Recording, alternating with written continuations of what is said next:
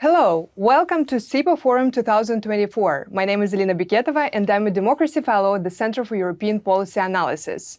Today, I'm delighted to welcome you to this conversation as a part of policy pitching competition. And over the few weeks, young leaders from North America and Europe have been sending us their ideas on the most pressing issues facing the future generations of thought leaders and policy makers. And today I'm honored to introduce our guest, Lieutenant General retired H.R. McMaster, who served as the 25th National Security Advisor of the United States. Hello, General McMaster. Hello, Alina. Great to be with you. Thank you so much for being with us. General McMaster is also co-chair of CEPA's International Leadership Council and the Fuad and Michelle Ajami Senior Fellow at the Hoover Institution and a lecturer at the Stanford University. Joining us on Zoom today is the winner of the policy pitching competition, Lieutenant Junior Grade Nicholas Romanow, an information warfare officer on the U.S. ship New Orleans, based in Sasebo, Japan. Nick's winning entry was a short story from a future perspective about how the NATO alliance successfully adapts to future geopolitical and technological challenges. Nicholas, well, hello to you, and thank you so much for joining us today. And, congratulations on winning the policy competition. Hello, thank you so much for the opportunity. Very excited to be here. Yeah, your entry, Many Nations, Many Strengths, focused on how the increasing geopolitical tensions in the Arctic are both a security and technological challenge. Why do you think it's the pressing issue? All right, well, thank you so much again for having me. And I just want to say at the outset that everything I express here are my views alone and do not reflect official positions of the Navy or the Department of Defense.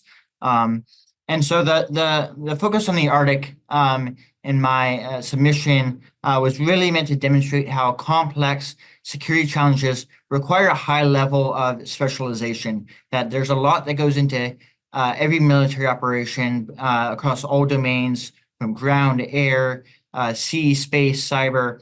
And each of these different domains has different capabilities that require very specific tools and then personnel who are trained on very specific skill sets in order to use those tools to accomplish a mission. And so all that is said to demonstrate that no longer is it sufficient enough to only invest in just generic lump sums of input. A lot of the focus on alliance dynamics focuses on burden sharing and how much is each member state contributing. And the point of my paper is to point out that an actual effective alliance requires teamwork. And it doesn't require 20 countries all doing the same thing, but it requires 20 countries all playing their same part. If you're on a sports team, you have different positions, and you expect that each player on that team does something a little differently. And it doesn't mean that, if you're on a football team, every person needs to be a linebacker or every person needs to be a quarterback, but rather you have to have different players play different positions. And what my short story tries to demonstrate is how a multitude of nations can all focus on their strengths based on their geography, based on their history, based on their current force design to really create a coalition that's effective at both deterring and, if necessary, fighting together. And so that's the key takeaway of my short story. Thank you so much for sharing that. And I feel that we will talk about the teamwork, but not only between the countries, but between the generations. But General McMaster, the question to you, as the Arctic is an area of growing contestation for the NATO alliance, not only from Russia, but China, how do you think the NATO and the US can bring peace to this region?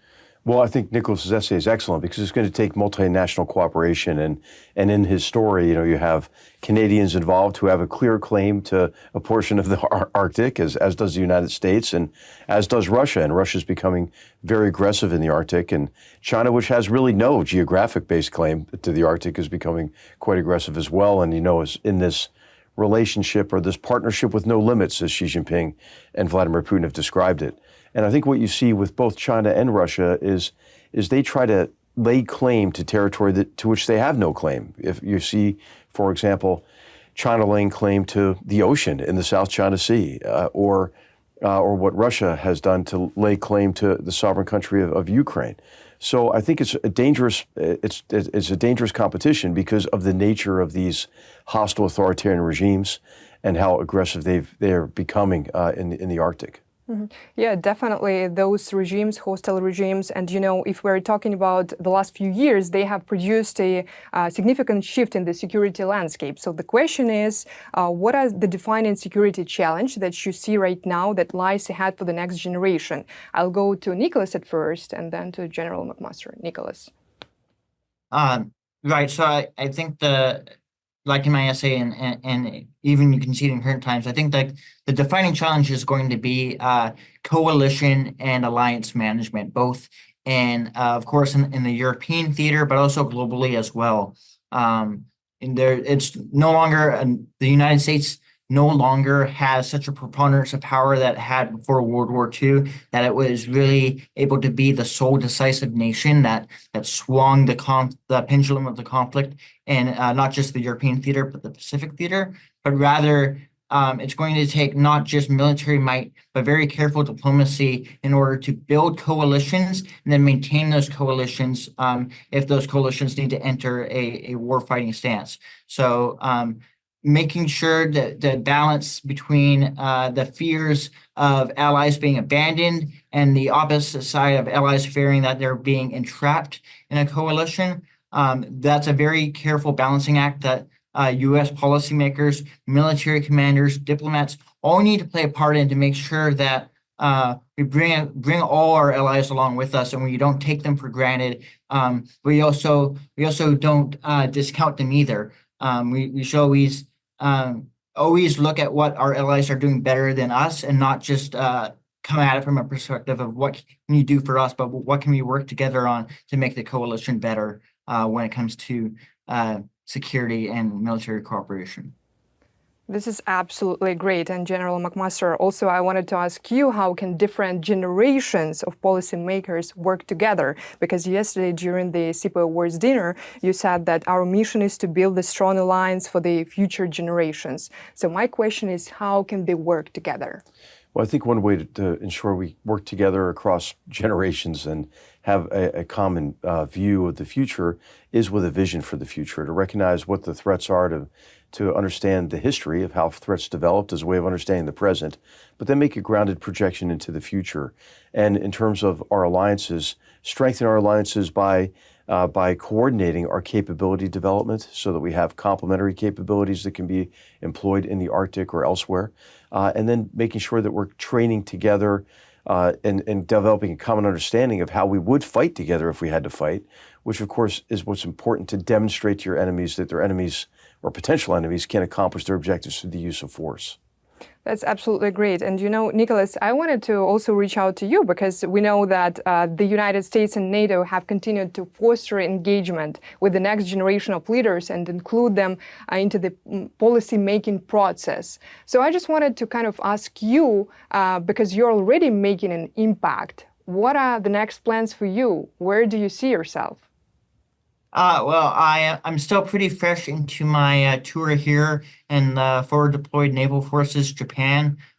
So I'm really eager to be out here. Coming from tour back in the stateside, it's clear that there's much higher operational tempo, much higher need here, and so I'm really excited to be part of it, to learn as much as I can, lead sailors, and then also work alongside Japanese partners, other partners in the region. So I'm just really excited to make the most of this tour, and then hopefully take any lessons learned, any insights that I gain on the job here, be able to further inject them into the public discourse through events like this. Hopefully continuing to write when and where I'm able to, and just continue the conversation. I think security is as much part of thinking as it is execution. If you execute bad plans, you're going to get bad results. And so I really take seriously the thought work that has to go into being a leader in the military and security space. And so I'm really excited to continue to cultivate that even when I'm out here in the Western Pacific. Yeah, General McMaster, and your final remark, I think that Nicholas has a very bright future. Yes, and I think he's a great example for any young people who are watching this, that in our military, you're part of a team that's committed to a mission bigger than any individual, and a team that grows together as a family based on bonds of common purpose, mutual trust, and respect, and even affection over time. And as a young officer like Nicholas, you get more responsibility at a younger age than in any other walk of life. So I would just encourage any of our young viewers to consider joining our military. Thank you so much for all your insights and for everything that you've shared with us, Nicholas and General McMaster. And for all our viewers, please visit CEPA.org to view the CEPA Forum agenda, upcoming speakers, and recordings of the previous sessions of the forum. And please don't forget to follow social media of CEPA and stay up to date on the latest analysis and upcoming events with the CEPA Forum. Stay tuned, and thank you.